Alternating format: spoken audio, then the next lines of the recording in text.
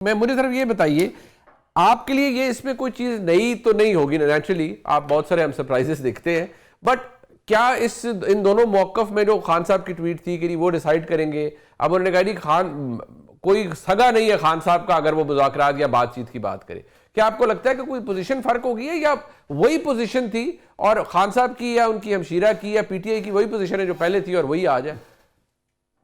देखिए, to be honest, Khan साहब के बयानात वगैरह जो बाहर आते हैं वो थर्ड पर्सन आके बताता है। उस दिन भी कहा गया कि जी मुज़ाकरात नहीं होंगे, पहले इस तरह की ट्वीट्स वगैरह भी आती रही कि आप किसी से बात नहीं होगी। जो डॉक्टर उस्मा साहिबा का आपने क्लिप सुनाया और उसमें अलीमा खान साहिबा भी बोली, वो यही कह रही थी कि पीटीआई अब किसी से बात नहीं करेगी, वो जो तहरीक तहफ़्फ़ुज़ आईन पाकिस्तान वाले हैं अगर वो किसी से करना चाहे तो वो कर सकते हैं। तो आज पीटीआई के हवाले से वो अलीमा खान साहिबा का बयान है या तहरीक तहफ़्फ़ुज़ आईन पाकिस्तान के हवाले से आज का बयान, तो मेरे ख्याल में उनका ये है कि जो भी बातचीत करेगा वो पीटीआई से उसका कोई ताल्लुक नहीं है।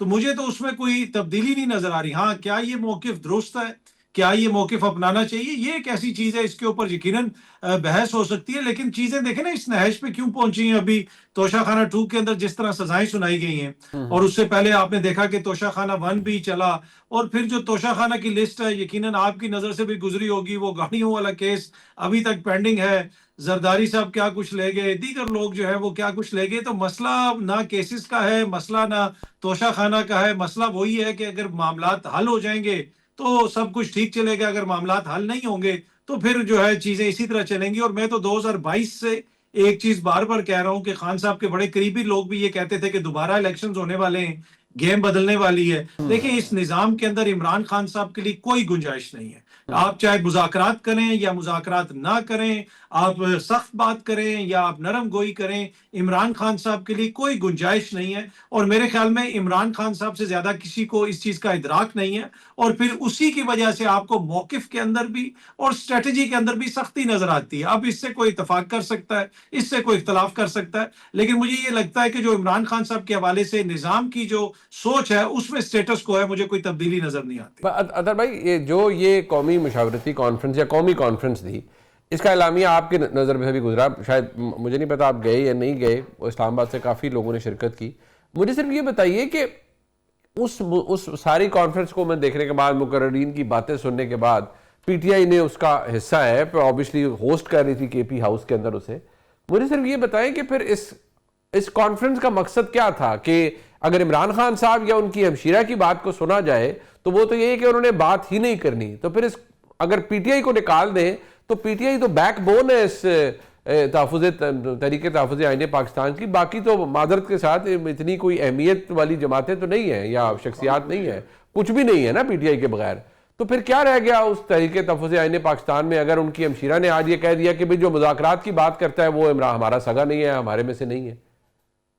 देखिए, उसका इलामिया भी अगर आप देखें तो उसमें भी बहुत सारी चीजें हैं कि जी वो जो मैंडेट है, अवाम का मैंडेट और अदलिया की आजादी और बहुत सारी ऐसी चीजें हैं जो आपको नॉन स्टार्टर नजर आते हैं। मौजूदा सेटअप के अंदर उसमें कोई भी ऐसी चीज नहीं है जिसकी शर्त मान के कोई टेबल के ऊपर बैठ जाएगा। तो इस चीज का अंदाजा शायद अचकजई साहब को भी है। देखिए ना, अगर इमरान खान साहब ने कहीं किसी और जगह पे मुज़ाकरात करने होते तो वो मौलाना फजल रहमान साहब को वो हो सकता है कि वो कहते हैं कि मौलाना साहब जो है मेरी तरफ से बात करेंगे।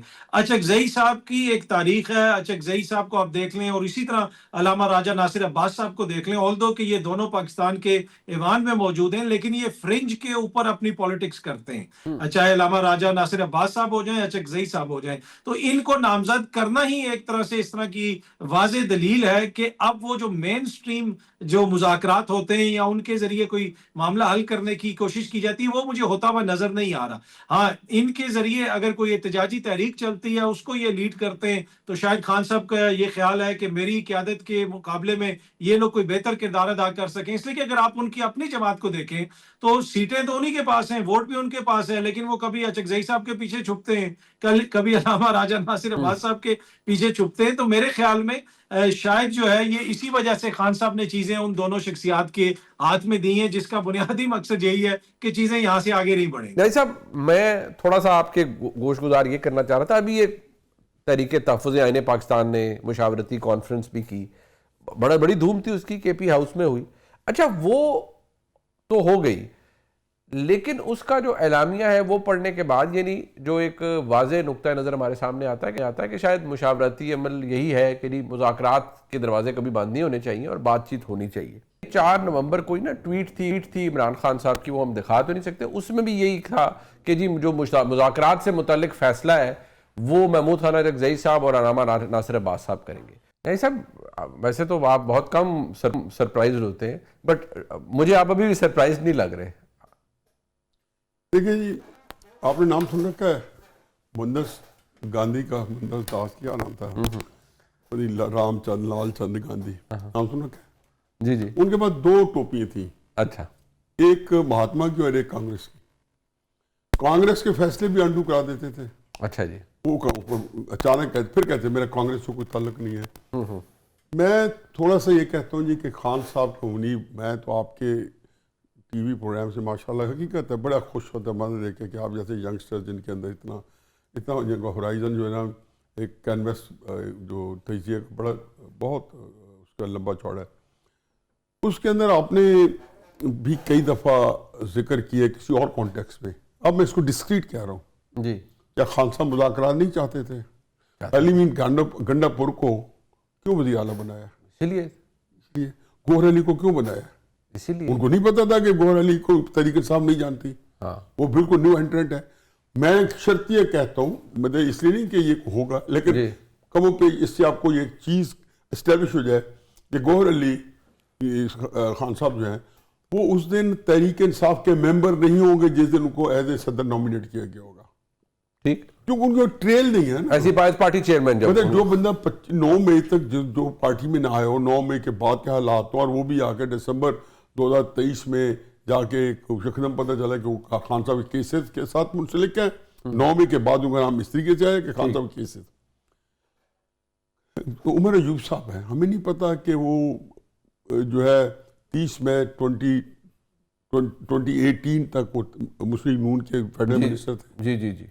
फिर उसके बाद जितने नाम वकास साहब हैं कभी 1 इंच हटे टेलीविजन के डोमेन में से बाहर कभी निकले, कोई नाम नहीं। आजम स्वाति साहब हैं, ये सारे जो किंग्स मैन हैं अभी तक है। अच्छा, मैं उसमें भी नहीं, मैं तो सिर्फ ये कह रहा हूँ कि खान साहब ने जिस दिन चुना होगा तो ये कहा होगा कि ये मेरे लिए उसके साथ मुसालत करेंगे या मेरी बातचीत करवाएंगे या हालात बेहतर करेंगे। ठीक, उससे पहले जब जनाब बाजवा तो गद्दार भी था।